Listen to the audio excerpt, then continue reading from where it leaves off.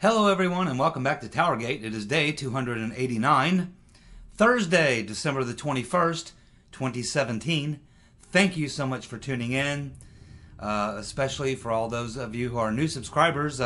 Welcome to our daily TowerGate discussion, where we follow the day-by-day unfolding of the collapse of the deep state coup. That's what we're watching, the deep state coup. And we're watching it unfold and unravel on a daily basis. And we'll be covering it here every single day. I can promise you that. Let's get started. Of course, yesterday we had Andrew McCabe and being grilled for about seven and a half hours by the House Intelligence Committee, which is, of course, headed up by Devon Nunez. So we're getting a little bit, not much, but a little bit out of what has come out of that. There'll be more in the days to follow, but let's just go ahead and hit the very first story that's in regards to what may have come out of that hearing. This coming to us from the Daily Caller, Chuck Ross. Andrew McCabe is standing by the dossier, but he was unable to tell congressional investigators which parts of the dossier were verified. He did verify that they confirmed that Carter Page did travel to Moscow. It's alleged in the dossier that Carter Page traveled to Moscow, where he had a secret meeting with these two Russian energy oligarchs. And of course, he's flatly denied that claim. And in fact, I believe he actually is preparing to file a lawsuit against BuzzFeed for making that dossier public. And also, he's as soon as he finds out who's responsible, and I think his attorneys are looking into that, who's responsible for putting that in the dossier, that he met with these two Russian energy oligarchs. As soon as they figure that out, they're going to target that person with the lawsuit. You can bet on that. But yeah, Carter Page is a energy consultant, international energy consultant. He travels around the world talking to the heads of major energy companies around the world. He's been to Russia many times. But he did not have a secret meeting with these two Russian oligarchs. That was false. The fact that he traveled to Russia, the guy travels, he's an international traveler, international businessman. And he had practically no connection to the Trump campaign anyway. So, anyway, that is what we learned from Chuck Ross of the Daily Caller, the main things that he was able to learn. And basically, to hear that McCabe is standing by the dossier tells us a very great deal. It tells us that he's kind of working the same strategy as the attorneys representing Fusion GPS in the Florida case, and Mr. Gubarev versus Fusion GPS, because it's really their last line of defense. It's the only thing they can do is say, well, you know, we still believe the dossier is good stuff, and you know, the whole Muller investigation is still ongoing, and as long as it's ongoing, he could find something that proves what we're saying is true. So this is a very good excuse to use, because it's essentially a delay tactic. You can say, yeah, we still believe in the dossier and no one's proven it to be untrue, quote, that's what they would say, and that the investigation's still ongoing. You know, this keeps McCabe and Fusion GPS and their attorneys from having to really spill their guts, because they can still ride this wave a little bit that the dossier is still, you know, out there, still being investigated, and that at some point Mueller may find the smoking gun, that it was all true. So this is really the fallback position, and it's a very weak position indeed, because it's a failed position. And it's not. This is what they were using down in Florida in the lawsuit with Gubarev versus Fusion GPS, and that was working for them for a couple of months there, late in the fall. But as we've seen with the case that's going on down there in the past month and a half or so, we've really seen that the judge in the case down there has pretty much had all he can take of this dossier may be proven true, whatever. He's grown tired of that, and he is now starting to lean a lot more towards Mr. Gubrev's attorneys in terms of granting them documents and witnesses and things and such that they've been requesting. So clearly the tide has already turned, but if you're a man like McCabe and you're facing that kind of pressure that he's facing because of the obvious implications of Peter Benstrokinus talking about that insurance policy meeting, the fact that McCabe's tied up in all these things, he's got a lot on his plate, and the dossier is certainly one of them. The overall, his involvement in the overall investigation and everything else, it's really, at this point, I think for McCabe and his attorneys, they didn't have a lot of time to prepare. I think that they just went to their very best fallback position, which is not a position that's going to clear him. It's only a position that can buy him some time.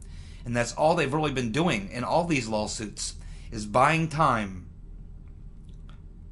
But time will run out on them. Like I said, I've speculated that this will start to really untangle and we'll start to really get to the bottom of this somewhere in the summer, late summer to early fall of 2018. I think is pretty much when this game is going to come to an end.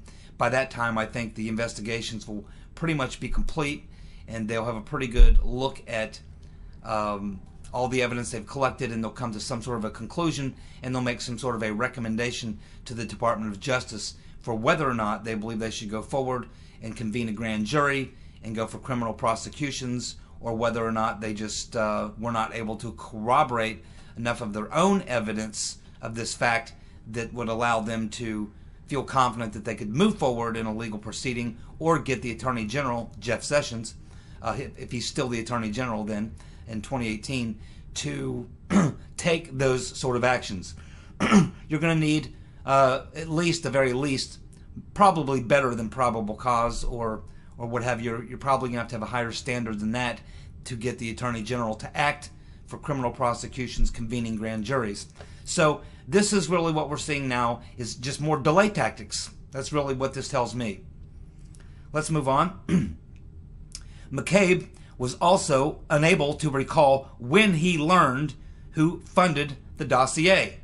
Now, we learned about it in October of 2017, and we can be sure that McCabe learned about it earlier than that. There is a couple stories out there suggesting that when they asked him this question, that they already knew the answer to that question, and that it was a setup question to see if he would lie about it.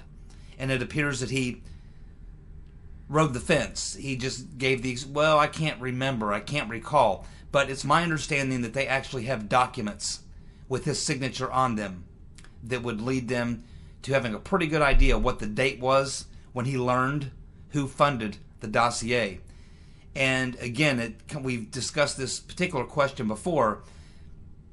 It's going to be very, very difficult as this moves forward for McCabe or Comey or anyone else at the FBI or DOJ to try to make the argument that they didn't know who funded the dossier after they had dug into it and done all this. They're going to have a rough time saying, yeah, we were all dug into this Russia investigation. We got all these investigators. We got all this going on. We're really looking hard at it. But with all this going on, we never looked to see what the source was.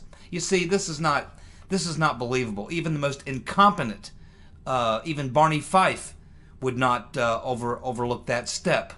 You just wouldn't do it. As a former fraud investigator for a international retailer, I can tell you that the source of all of your information is critical. I would not even put into a report anything that I did unless I could cite my sources and be very confident that they were good, because when I prepared my reports for my supervisor, she would look at those and then forward them to the legal department. So my work was being scrutinized by attorneys. And so I always had to, during my fraud investigations, I always had to be very careful about my sources. The very first thing you do when you're putting together your report is you make absolutely certain of what your sources are, and you have to reference them with dates and times and various other information. You really have to back your sources. So it's nearly impossible to believe that the FBI did not from the very beginning, identify who the source and sources were of the dossier through the entire chain.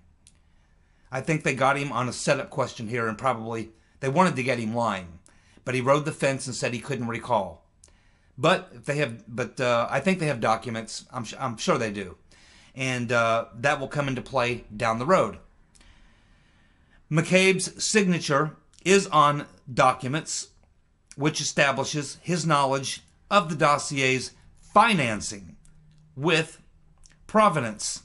So this tells you that the Devon Nunez committee definitely has documents with McCabe's signature regarding the financing of the dossier. And that would have to tie very closely to his learning about who was behind the dossier and everything else. So, again, attorneys do not ask you questions that they do not already know the answer to. There's a reason why attorneys ask you the questions. They do their investigation, they subpoena all the documents, question all the other witnesses, but by the time they get to you, the questions they're going to ask you are questions they already know the answers to, or they don't ask them.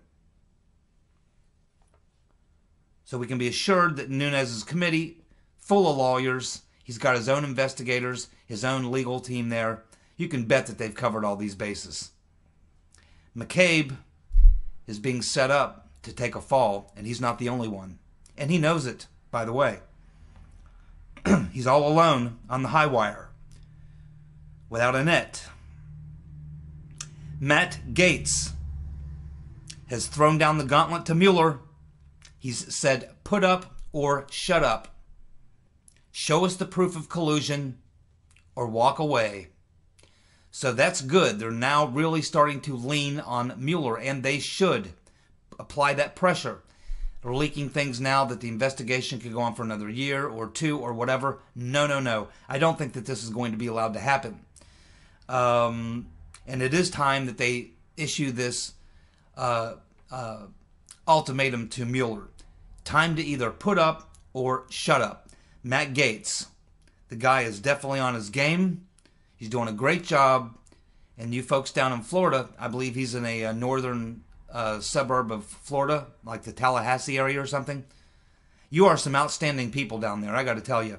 You made a very good decision by electing Mr. Gaetz as your congressman. He's doing a great job for you, for the country, and you need to be proud and congratulated for the decision you made, North Florida. You're good folks down there. I got one of my best buddies I grew up with here in Ohio lives in Destin, and I get down there maybe once every 2 or 3 years. Absolutely beautiful. The Redneck Riviera. My. Love to be down there right now. Al Franken will leave the U.S. Senate on January the 2nd, 2018. Franken was going to try to waffle on it. But you see, they have a very interesting tool that they can use, the leadership can use in the Congress. They can ask you nicely to resign, which they did with Al Franken, but he tried to play them a little bit and push them a little bit. But if they want to push back, guess what they can do? They can say, we're asking you to resign. If you won't resign nicely on your own, we can force you out. And when they force you out, you don't get your pension and your benefits anymore. That is why they're able to get these members of Congress to walk away when they become a liability to the party, because they have that hanging over their heads. They can say, we're asking you nicely to leave. You can do it that way, or we can force you out. And if we force you out, you lose all the bennies. Franken will be gone January 2nd, 2018. Thank you very much.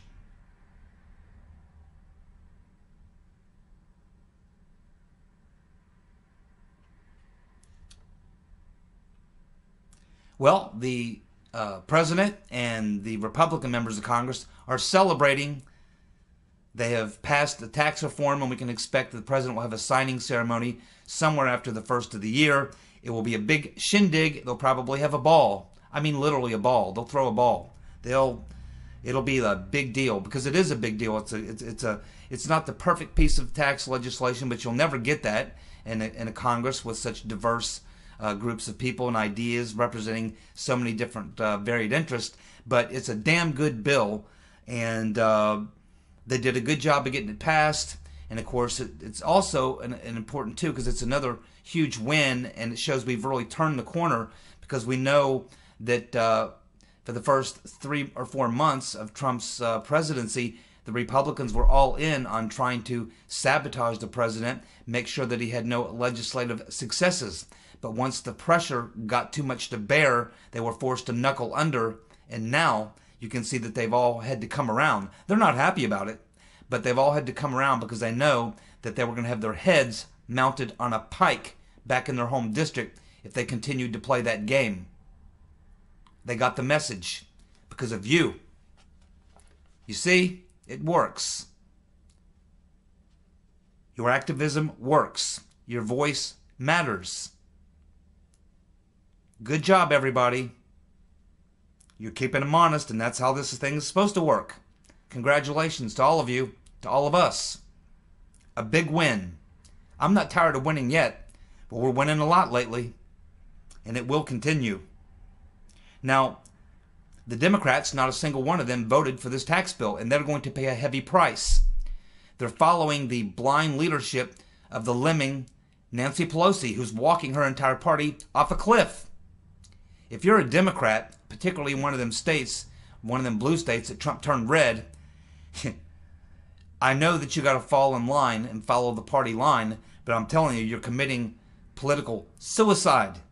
Because when you find yourself in that campaign in 2018 running for re-election, and one of your primary challengers, possibly, certainly your Republican challenger, is going to look over and point at you and tell the folks out there that you voted against their tax cut, which they're all going to be loving, because over 70% of middle-class Americans are going to be realizing a $2,000 to $4,000 tax benefit in this whole deal. And by the way, not only did they get this tax reform and tax cut bill passed, but it also put the final nail in the coffin of Obamacare. That's right. The individual mandate is Obamacare. No individual mandate, no Obamacare. And hey, there's an awful lot of people that were going to be paying that penalty for not having Obamacare. It was going to be somewhere in the $600 to $1,200 range. A lot of those people were not looking forward to paying that. Well, guess what? They don't have to, because this bill kills the individual mandate. Congratulations, you win again. Now, some of you are saying, well, Mike, you don't think it's a perfect tax bill. What would be your perfect idea of a tax bill? Well, as you know, I'm somewhere between a libertarian and an anarchist. Therefore, my perfect tax bill would be zero federal income taxes. I believe in abolishing the federal income tax and the IRS along with it. And the way that I would pay for that, abolishing the federal income tax, would be to cut the size of government.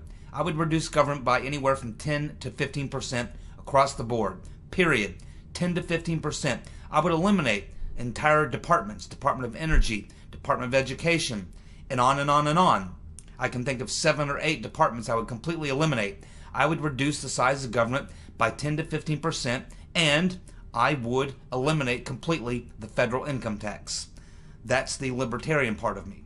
Now,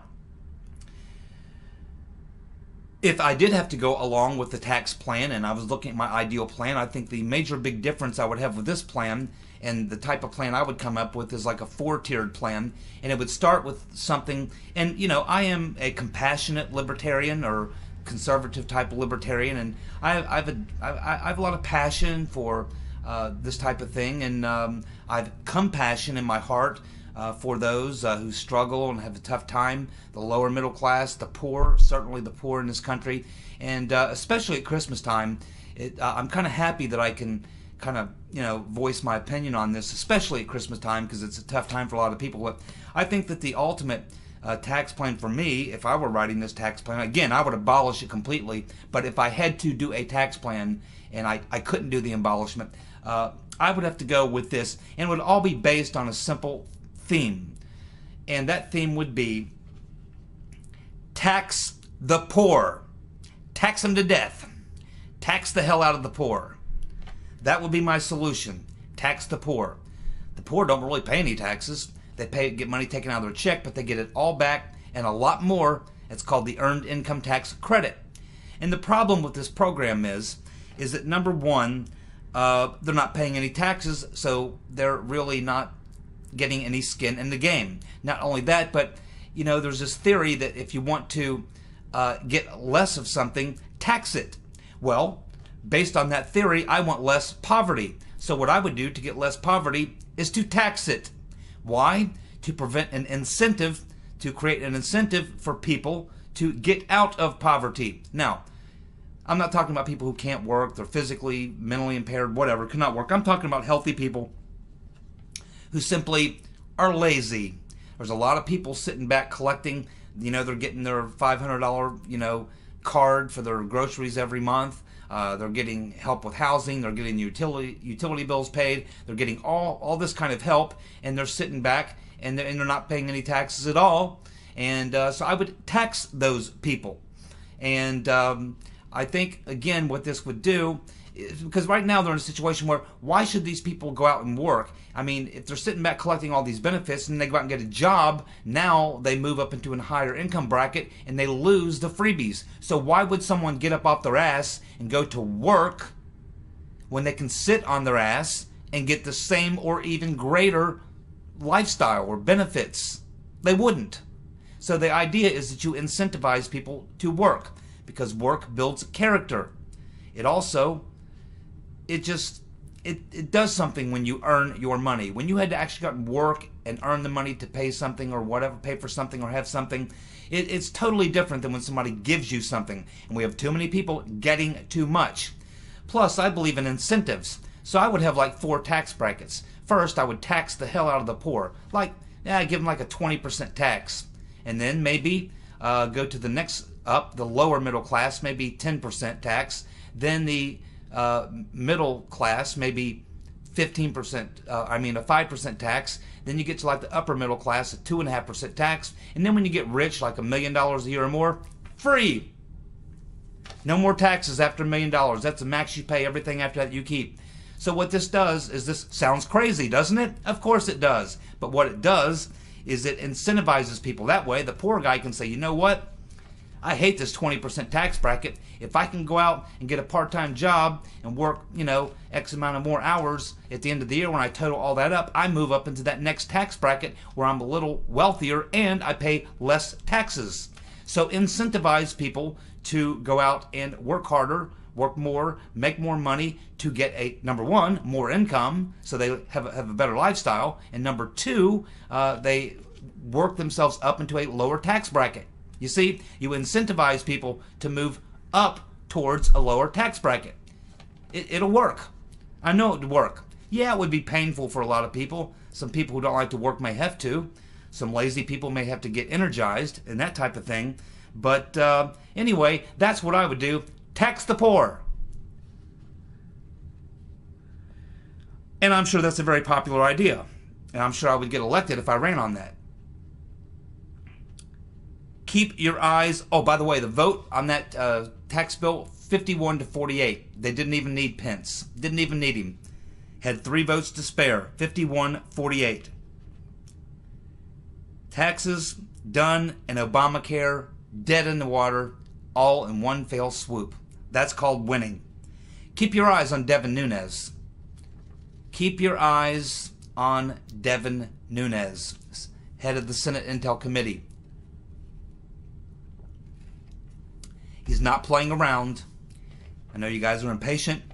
You want people in handcuffs tomorrow. So do I. Be very patient. Devon Nunez is a smart guy. He's playing his cards exactly right. He knows exactly what he's doing. Just be patient. Just be patient. And keep your eye on Devon Nunez. Trump has threatened to cut aid to countries that do not recognize Jerusalem as the capital of Israel. Whew, that's called Major League Hardball. That is called Major League Hardball. You're in the big leagues now. Those Europeans are used to dealing with that pussy, Barack Obama. He's gone. And that sniveling little punk, George W. Bush, he had no testicles. I think they were in Cheney's pocket. But Trump has got brass ones. And that's what it takes to make a move like this. And he'll do it. That's just the thing. They're used to dealing with W and Barack Hussein Obama. Lightweights, sissies. Trump is not a lightweight or a sissy. And now they're having to deal with the real man.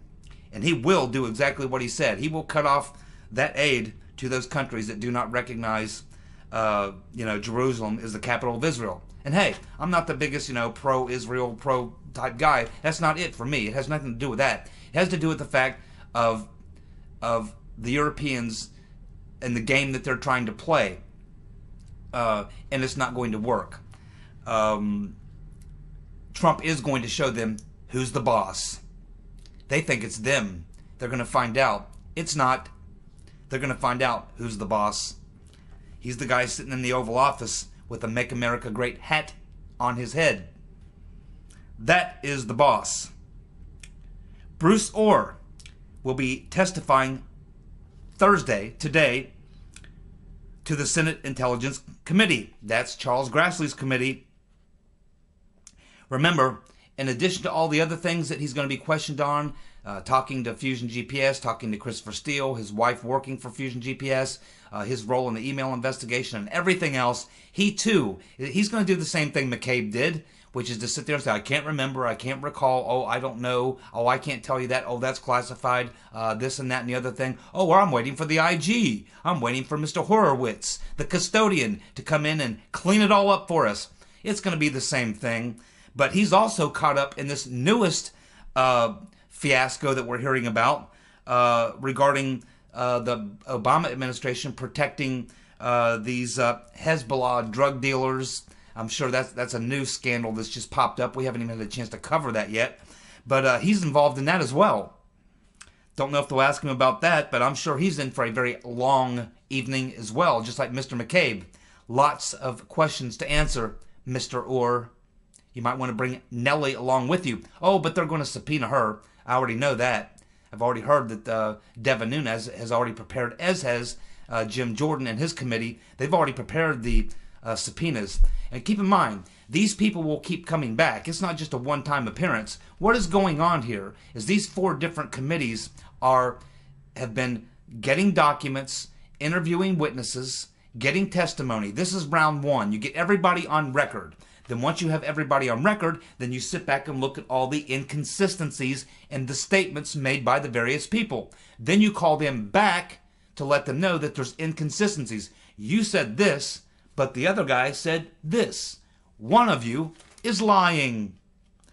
And that's what they're doing right now. And all these committees are sharing information. That's why I say we must be patient. Because about a year from now, probably somewhere less than a year from now, I'd say late summer, early fall of next year, they'll probably have completed all these interviews. They will have interviewed all these people multiple times. They will have gone through all their statements, found all the inconsistencies, and they will have tried their very best to nail them down. And when they don't get people on record to tell the truth and they still have issues, then when they make their final report and send it off to the Attorney General for their recommendation, it will be the fact that they couldn't get this thing worked out the way they're doing it because they couldn't get the truth, and that's what will cause them to recommend to the Justice Department that he convene a grand jury and a prosecutor to get to the truth that way. These hearings are the setup for what will become a grand jury hearing and criminal indictments. That's what is happening. So be patient and enjoy the show. And I'll be your MC all along the way. I'm not sure how good that is, but I'll do my best. True Pundit. Now their reporter is reporting this about the hearing with McCabe. True Pundit is stating that the House Intel Committee, from the House Intel Committee, that the FBI's Andrew McCabe and was not telling the truth during the hearing, especially about the dossier, according to the members who were in the meeting. Why do I say this? Because of what I just said. The questions that they ask McCabe, they already know the answers to. That's what they've been doing, so getting documents, getting all this stuff. And when they finally get all their ducks in a row and they know what questions they want to ask because they know what the answer is, they call in the person, they interview them, and then they see if the person lies to them. And they make notes of where the lies were. And then they go back to other witnesses to cross-examine them again to try to get to the bottom of the lie. And this is this whole process. That's what's happening right now. They're sort of squeezing people to get them to either A, come out with the truth, B, lie, or C, waffle. One of those three. And their investigation will be, their final report will go forward based on that. The Rotten Reverend. We can't go a day on TowerGate without talking about the Rotten Reverend, can we? The Rotten Reverend was out today after the tax vote begging her delusional followers to donate money to a group that she is connected to. They're called Swing Left. She's asking them to donate money so that her group can fight the new tax bill, the tax cuts. She's telling them to channel your rage. Yeah, there's going to be a lot of rage by people. A lot of people want to donate money to channel their rage to protest and things about the fact that they're about to get a $2,000 to $4,000 a year tax cut. That's right. The Rotten Reverend Clinton wants to find a bunch of people who want to go protest and get active and get angry over the fact that they're getting a tax cut. The Rotten Reverend Clinton continues to amaze. Peter Schiff, the communications director for Trump, is about 95% sure that Schiff was the person who leaked the Trump Jr. meetings to CNN and the Washington Post. They're investigating that, and when they finish their investigation, if it turns out that Peter Schiff did that, he's going to get kicked off the committee. He will no longer be on the Intelligence Committee. Gone. And we're pretty sure, about 95% sure, it was him. So be expecting here in the next couple of weeks, when that investigation is completed, that they're going to find Peter Schiff was the one, certainly one of the people, leaking. And he will be kicked off that committee by Devon Nunez. And he will enjoy every bit of that, I can promise you that. Well, Madam Botox, Nancy Pelosi, had planned a big protest today outside the Capitol following the tax vote. Yes, they had a podium set up. They had vendors. They had musicians. They had all the stuff that was going to happen. MSNBC showed up to cover the whole thing, and they got there, and there was nobody there. Apparently, they couldn't find anybody in Washington, D.C. today who wants to come out and protest the fact that they're about to get a $2,000 to $4,000 a year tax cut. I wonder why. Well, that was so embarrassing for Nancy Pelosi that she decided to cancel, which left you nothing but an empty podium with a microphone and a bunch of vendors and people who were expecting a party. And it turned out to be a funeral for the Nancy Pelosi, Madam Botox party. So, MSNBC went ahead and did the story anyway. They should have just walked away and it wouldn't have been so embarrassing. But no, they're like, there was supposed to be a statement here today. Nancy Pelosi, it was going to be a big rally. Lots of people to protest the tax bill that was just passed. But it doesn't appear that anybody actually showed up. And I guess Nancy Pelosi doesn't want to come out and talk to nothingness. Just stand up at the podium and talk to nobody. So she didn't show. She canceled as well. Pelosi didn't even attend her own event. These people are unhinged, they're off the rails, and they're completely detached from reality. And you remember yesterday when I told you the Democrats will not have the stupidity or the courage to try to use DACA to block the budget agreement, and that they wouldn't go for a full government shutdown because they've been saying, we'll shut down the government if we don't get DACA. And I told you yesterday, no way. That would be a stupid move. Well, they finally figured that out. Maybe they watched my video But we're now learning that they're backing away from that very, very quickly, and now they're suggesting, no, we won't actually shut down the government over DACA. We were just joking. Sorry. Well, there you go. That's today's TowerGate. Thursday, day 289, December the 21st, 2017, Thursday. Thank you so much for tuning in. I'll be back with you tomorrow evening, and we'll have a little fun Friday. How's that? You guys have a good night. Take care and be safe. Bye.